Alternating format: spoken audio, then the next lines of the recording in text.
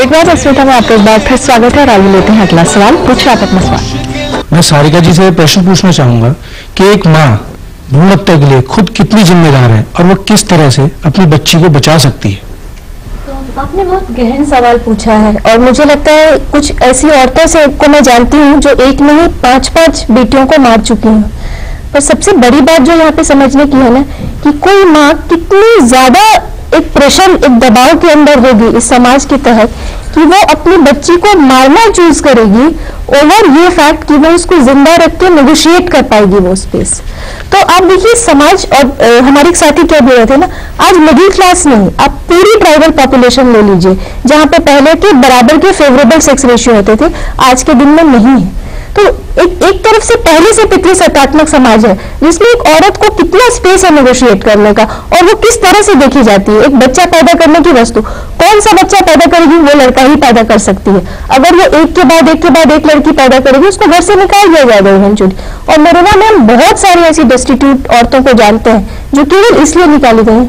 बहुत आसान है और मैं आपको तरीका भी जरूर बताना चाहूंगी कि 4 पाइयों के नीचे, एक पाई के नीचे बच्चे का गर्दन रहती है और उसके ऊपर माँ को वो बिठाते हैं क्योंकि ये माँ की गलती है ना। अब आप सोचिए कोई औरत से ये काम करवाना और वो ये काम करे, इसके लिए वो किस तहत एक पूरे सिस्टम का शिकार होगी कि वो करेगी। और ये सवाल बहुत आसान है पूछना कि माँ कितनी दोषी है, लेकिन एक्चुअली में माँ दोषी नहीं है, वो भी उस पूरे सिस्टम की उतनी ही विक्टिम है। ये कि एक जगह आप झटके में मार रहे हैं, दूसरी जगह आप हलाल करके मार रहे हैं धीरे धीरे। किसी ने कहा कि एक बिटिया पैदा करके उसको रोज रोज मारने से अच्छा है, क्योंकि जब वो पैदा होगी, लड़की पैदा हुई, घर पे बोझ है, उसका स्वागत नहीं किया गया, बचपन में उसको पूरी उसकी खान पान का ध्यान नहीं रखा, थोड़ी बड़ी हुई शादी कर दी गई, पति के घर जाके भी उसने मार ही खाई। रोज रोज मारने से अच्छा है कि एक ही बार क्यों ना हत्या कर दी जाए, जो कि एक समाज के लिए बहुत बड़ा बहुत दुखद एक सवाल है। पूछिए आप अपना सवाल। मेरा प्रश्न शैलजा जी से है कि शिक्षित प्रदेशों में आज भी स्त्री और पुरुष अनुपात में काफी अनुपात है, काफी अंतर है, काफी भिन्नता पाई गई है, तो इसके क्या कारण है? आपने शिक्षित लफ्ज यूज किया। अब शिक्षित में आप किसको, मैं आपसे पूछती हूँ, आप किसको शामिल करते हैं? कौन से ऐसे महाराष्ट्र या चंडीगढ़ है, तमिलनाडु है, अब इसमें ये शिक्षित के वजह से नहीं, ये एफ्लुएंस की वजह से है। मैं आपको एक उदाहरण देती हूँ। मैं बहुत ही क्यों मैं स्कूल में मुझे पढ़ाया गया मालूम नहीं, पर था शिमला में, काफी एलीट स्कूल था। वहाँ के बच्चे ज्यादातर कोई इंडस्ट्रियलिस्ट से शादी करते थे, माने बहुत ही हाई अपर क्लास लोगों में शादी होती थी। ऐसी लड़कियां तो मेरे अभी भी दोस्त है। तो एक बार मैंने उनसे पूछा, 2 लड़कियों से, मैंने कहा आपके परिवार में क्या आप ये करते हैं? तो कहते ऑफ कोर्स। तो मैंने कहा आप मानते हैं कि आप करते? कहते क्यों नहीं, हमारी इतनी ज्यादा प्रॉपर्टी है, इतनी बड़ी बिजनेसेस है, हमें तो इसको पार्टीशन करना पड़ेगा। अगर लड़की पैदा हुए तो 2 लड़के हो गए तो फिर वो काफी माने, हमारा तो फिर प्रॉपर्टी अपने घर में ही रहेगा। अगर ये विचार इतने एफ्लुएंट लोगों में जो हाई लेवल एजुकेशन ले पाए हैं अभी, तो इसको बदलने के लिए 2-3 कदम उठाने ही पड़ेंगे। एक है डराना, वो तो है ही, और डॉक्टर को पकड़ना और ये अवेयरनेस क्रिएट करना वगैरह। पर दूसरी जो बात है कि जब तक पब्लिक पॉलिसी नहीं बताती, जैसे मैंने एनवायरनमेंट का उदाहरण दिया, जब तक पब्लिक पॉलिसी उनको नहीं ये एक चौंक बैठने वाली बात नहीं करते हैं कि आपके हालात यहाँ पे समाज में क्या होने वाले हैं। जब आप कहते हैं पोल्यूशन से या क्लाइमेट चेंज से या पेड़ काटने से क्या होने वाला है, पूरे माने यूनिवर्स में, पूरे वर्ल्ड में इतना चर्चा हो रहा है क्लाइमेट चेंज की वजह से, क्यों? क्योंकि ये लाया गया कि ये नतीजा आपके बच्चों के और आपके ग्रैंड चिल्ड्रन पर असर पड़ना है, तब लोग चौंक बैठे। वो कॉन्शियसनेस अभी आई नहीं है कि वो तो गुजर जाएंगे। 2050 तक क्या हालत होने वाली है यहाँ पे लड़कियों की, ट्रैफिकिंग शुरू हो जाएगा। दूसरा सवाल लें, पूछिए आप। मेरा सवाल नुमा जी से है। बर्थ रजिस्ट्रेशन कंपलसरी है, लेकिन जो बच्चे गांव में दाइयों द्वारा जन्म ले रहे हैं वहाँ कितनी उम्मीद की जा सकती है? देखिए, जहाँ पर जागरूकता है, जो कहते हैं कि सही प्रकार का जानकारी पहुंच गई है, वहां पर तो सही हो रहा है। हो सकता है सर्टिफिकेट ना पहुंचे लेकिन रजिस्ट्रेशन हो रहा है, क्योंकि सर्टिफिकेट ऑब्टेन करना लेना वो पेरेंट्स का अपना होता है फीसिस देने के लिए।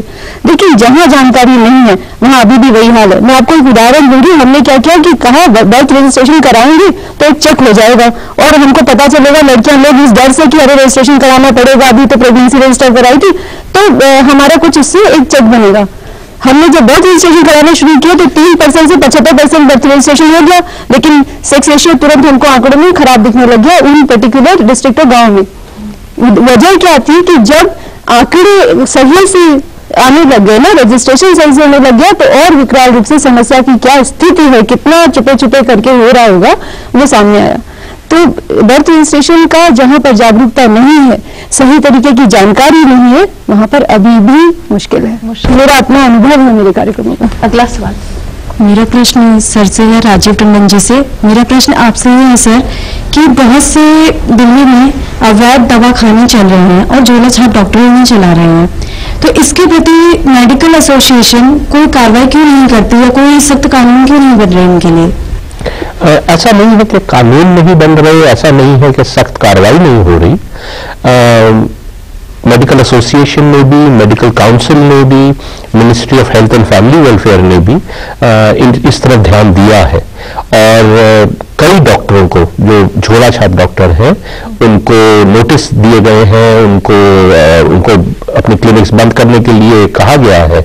मगर ये इशू सिर्फ दिल्ली के ही तहत ना देखा जाए, क्योंकि उसी टाइम जब दिल्ली में तो ये चीज कही जा रही है कि इनको बंद करिए, दूसरी तरफ गांव में जो यही झोले छाप डॉक्टर या बंगाली डॉक्टर के नाम से या सब जहां पाए जा रहे हैं, सरकार क्योंकि अपने सारे प्रोग्राम्स, सारे एक्टिविटीज वहां तक नहीं ठीक से पहुंचा पा रही सबको, तो वो ये कोशिश कर रही है कि अब उन्हीं को साथ में ट्रेन करा जाए, उन्हीं को कुछ एस्पेक्ट्स में इन्वॉल्व किया जाए और उनको भी यूज किया जाए। मेरा इसी बात पे ना मैं एक सवाल जो आपसे जानना चाहती हूँ सुषमा जी, क्योंकि चौराहों पर हम बहुत सारे ऐसे टेंट लगे हुए देखते हैं जहां पर बाकायदा लिखा होता है कि पुत्र की प्राप्ति के लिए जरूर आए है, और वो वहां पर पुलिस भी होती है, वहां से हर सरकारी अफसर भी गुजर रहा होता है, लेकिन वो जो छोटे से वो जो आप मेरे समझ रहे हो टेंटों में लगे हुए होते हैं, बट वो है चल रहा है, हम भी देखते हैं, सारे लोग गुजरते हैं वहां से। पहले तो मैं ये जानना चाहूंगी कि वो कैसे करा पाते हैं पुत्र की प्राप्ति या उनके पास कौन सी ऐसी दवा है, कौन सी पुड़िया है कि जिससे ही हो सकता है। अगर ऐसा हो पाता तो ये समस्या ही ना होती, आज हम यहाँ बैठे ही ना होते। उन्हें क्यों नहीं रोका जाता? हाइविंग बिजनेस करते हैं वो लोग, है हाइविंग बिजनेस, लोग उनके पास गंदे ताबीज बनवाने के लिए जाते हैं कोई साइंटिफिक वो नहीं है, रोल नहीं है। जो कुछ अगर जो प्री कंसेप्शन वाला हम बात करते हैं है साइंटिफिक है कि स्पर्म सेग्रीगेशन करके कर सकते हैं, पर जहां तक इन टेंट वाले लोगों का सवाल है वो उनके नहीं, ऐसा नहीं, पर वो है। सवाल लेने मेरा सवाल सारिका जी से है। मैं आपसे जानना चाहूंगा कि आपके विचार में जो युवा पीढ़ी है या जो शिक्षित वर्ग है वो रूढ़िवादी मानसिकता को बदल सकती है? बहुत ज्यादा होप्स हैं, ऐसा मुझे बहुत लगता है। लेकिन जहाँ पे एक तरफ होप्स है वहीं पे आप देखिए आज की जो पीढ़ी है ना, वो एक तरफ ये पूरी नवउदारवादी सोच जो है जिसके तहत पूरे मार्केट्स खुले हैं, यूरोपियन थॉट, जो भी आप वेस्टर्न कल्चर को इमिटेट करिए वही आपका कल्चर है, ये और एक दूसरी जो प्रोग्रेसिव विचारधारा है, इन दोनों के बीच में लड़ रही है। और हमारी पीढ़ी, आप समझिए जो युवा पीढ़ी है, उसने ना कोई आंदोलन देखे हैं, ना हमारे कोई नेता है मेजरली, है ना हमारा कोई गोल है। तो ऑब्वियसली हम ये पूरी पीढ़ीवादी धारा, पूरे पैसे, पूरे कमोडिफिकेशन में फंसते जा रहे हैं। तो आप देखिए ये जो शिक्षित वर्ग है उनको शायद डायरी और ज्यादा, मतलब आप बहुत सारे हमारे राज्य में देखें तो अगर वो IAS होगा तो उसका रेट तय है, अगर वो ज्यादा पढ़ जाएगा तो उसका रेट तय है। तो जितने ज्यादा शिक्षित, क्योंकि शिक्षा जो हमारी रही है ना उस पर बहुत सवाल है। ये मैकॉलेज पूरा सिस्टम ऑफ एजुकेशन है ना, कहा जाता है ना कि एक तो पढ़ाई हुई और एक कढ़ाई। जब तक आप वैल्यूज को फोकस करते हुए पढ़ाई नहीं करेंगे तो सिर्फ शिक्षित होने से ये चीजें चेंज नहीं होने वाली। युवा पीढ़ी से वैल्यूज की बात कर दीजिए तो कहते हैं आप क्या नैतिकता, morals don't talk to us morals. बहुत पुरानी सोच का है। अगला एक सवाल ले, मैं नीलमा जी से सवाल पूछना चाहूंगा कि मैंने कहीं पढ़ा था कि राजस्थान में कहीं एक ऐसा गांव है जहाँ पे कई सालों से कोई बाराती नहीं आई जी, वहाँ पे कन्या जन्म को अब अशुभ माना जाता है और बेटी जब पैदा होती है उसे जिंदा दफन कर दिया जाता है। तो इस बारे में आप क्या कहेंगे? ये सही है, ऐसा ही गाँव है और सिर्फ राजस्थान में ही नहीं, अगर आप निकलने चलेंगे और अगर मीडिया और लोग पहुंच जाएंगे तो हर जगह कोने आतंक में आपको ऐसा गाँव मिल जाएगा। जहाँ तक हम लोगों का सवाल है, एक स्वयंसेवी संस्था के एक कार्यक्रम होने के नाते मैं बोलना चाहती हूँ कि जहाँ भी इस तरीके की जानकारी होती है तो जो लोग हृदय से काम कर रहे होते हैं वो दौड़ते हैं। ऐसे ही नहीं है, सरकार में भी ऐसे अफसर हैं जिनको जैसे ही ये पता चला वहां पर शुरू हो गया। और अभी मैंने रिपोर्ट कई न्यूज पढ़ी थी कि वहां पे पहली बारात आई या इस तरह का कुछ एक रिपोर्ट आया था, एक न्यूज था मीडिया में। तो जब पता चल जाता है इतना एक्सट्रीम में तब ही जागते हैं, लेकिन इतना एक्सट्रीम क्यों पहुंचना है, पहले जाग जाए। अगला एक सवाल पूछिए। केंद्र सरकार और राज्य सरकार ने लाडली जैसी कई योजनाएं बनाई कन्याओं के लिए, तो वो कहाँ तक सफल रही? सफल रही, पर एकदम से जैसे एक स्पर्ट आया था वो अब एक प्लेटो हो गया है। दिल्ली का अगर आप देखें तो जो आंकड़े आए थे 2 साल पहले तो एकदम स्पर्ट इतना, क्योंकि सब लोगों को लगा, फिर बाद में उनको लगा अरे इसमें तो समय लगेगा, इसमें फॉर्म भरने पड़ेगा, इसके पीछे पड़ने पड़ेगा, एकदम हाथ में तो कुछ नहीं मिलने वाला, तो थोड़ा सा स्टेबलाइज हो गया है। पर इंटरेस्ट तो है। अभी मैं हमारे जहाँ मैं रहती हूँ वहाँ पे गार्ड्स है घरों के बाहर, तो वो मुझे कह रहे थे कि स्कीम तो अच्छी है पर हमें फॉर्म मिलते नहीं है, फॉर्म कहाँ ले। मैंने इससे भी एक, अगर आप उसको सुविधा ना दे तो फिर लोग हट जाएंगे। और मुझे लगता है ये स्कीम्स बहुत अच्छे हैं और अगर ऐसे किया जाए और ये भी कुछ इंसेंटिव दिया जाए कि अगर किसी भी फैमिली में 2 ही लड़कियां हो तो उनको कोई और कदम उठाए जाएंगे उनके पढ़ाई के लिए या उनको कोई शैलजा जी ने कह दी इस वक्त की स्कीम्स बहुत अच्छी हैं लेकिन आम जन तक पहुंचे ये सबसे अहम है। ललिता में एक छोटा सा ब्रेक हाजिर होते हैं बस थोड़ी देर में।